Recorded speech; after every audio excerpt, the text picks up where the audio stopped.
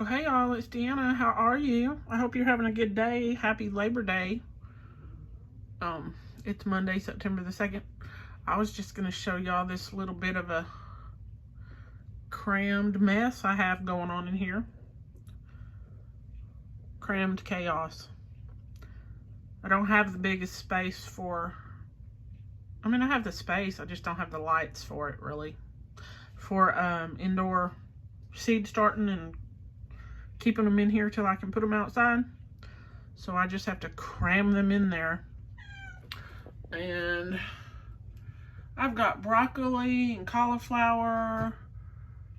There's some purple lady bok choy back there. I didn't plant that. Somehow it ended up in some seeds I had. I don't know. I have some. That wasn't what I planted that day, and it must have been mixed in or something, or I have no idea. What else do I have? Did I say broccoli and cauliflower? I've got cabbage, kale, Brussels sprouts. I think I have like 2 or 3 different kinds of cauliflower. They're all snowball, but there's like snowball X, snowball Y. I've got red cabbage. What else? Chinese cabbage. I think I've only got one. Is there a kale back? I don't remember if there's a kale in there, but there's a kale right here. It's the only one that's come up so far. And I have, what is this? I have other things I'm waiting on in these little containers. That one is, that's a lettuce. I think that's a butterhead lettuce, I do believe. But I've tried to start things kind of according to the Farmer's Almanac for Alabama. Some of them I started a few days late. Some of them I started a little earlier than the Almanac said. But I know I have started things earlier than I did last year, so I'm hopeful that I'll get some broccoli and I'll get some cauliflower and some cabbage and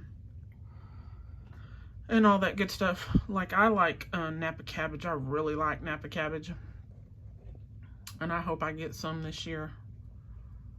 If I can manage to keep the cabbage worm from destroying them.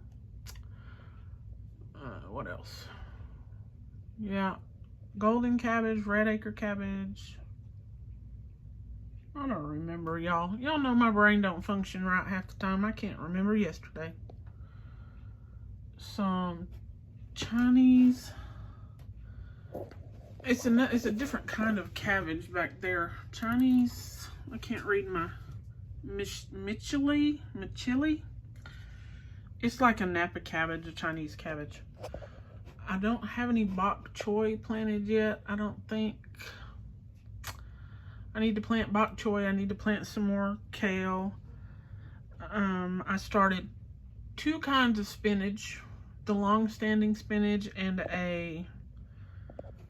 I'll have to put the name on the screen.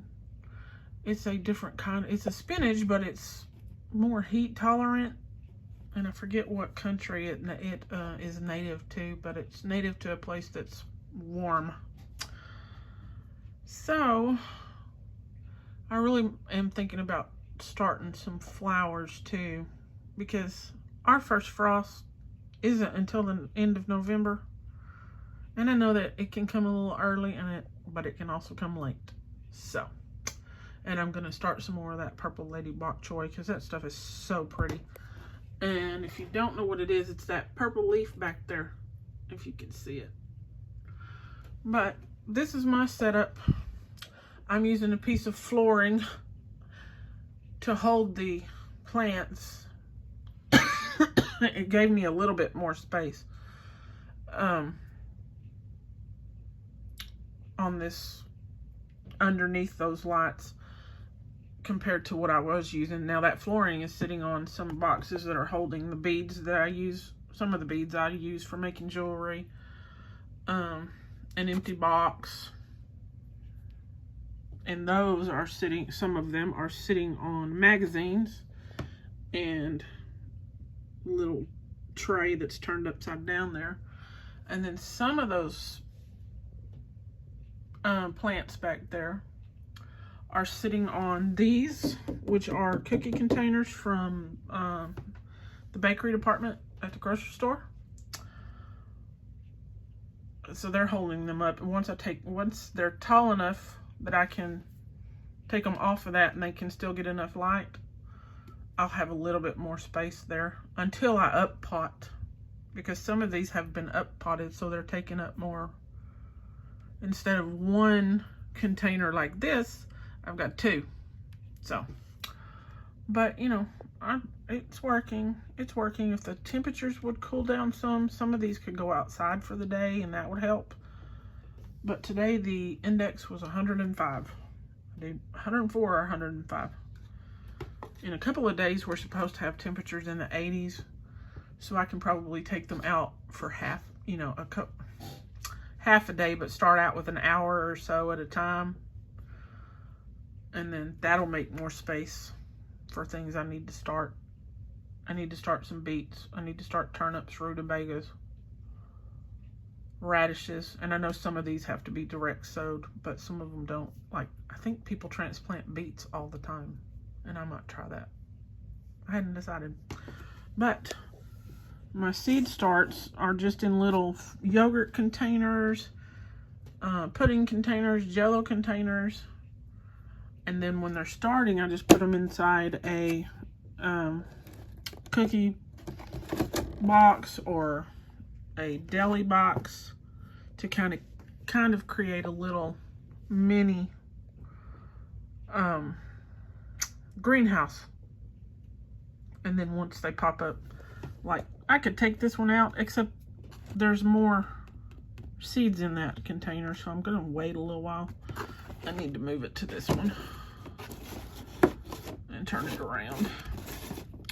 I have a light bulb here, and it's got some high Kelvin and all that, whatever, for plants. It's not full spectrum, but it's enough until I can move this up here. So, and that's Miss Salta screaming at the door because she can't get in here. So I'm gonna make her happy, and not really happy. I'm just gonna keep her from whining. I'm gonna go out of this room, and she won't want anything to do with me then, but she'll quit crying. She's such a silly girl. All right, y'all, I hope you have a good day. I hope you eat some good food. We are having leftover pork roast that I made in the crock pot yesterday. It was simple, just a pork roast. They had them on sale at the store where my boyfriend works. And we had 2 cans of sauerkraut that needed to be used. So I just poured 1 can in the crock pot, put the roast on top of it, poured the other can on it, and I slow cooked it on low for about 8 hours. And it's good, y'all. I don't like sauerkraut normally. Like, I'm not going to eat sauerkraut on a hot dog. I'm just not going to do it. But it had a more mellow flavor after being cooked for 8 hours with the juices from that coming out of that and the fat coming out of that pork roast. And it was good, and it was simple. Very easy. So, all right, y'all. Y'all have a good one. Like, subscribe, and share. Take care now. Bye.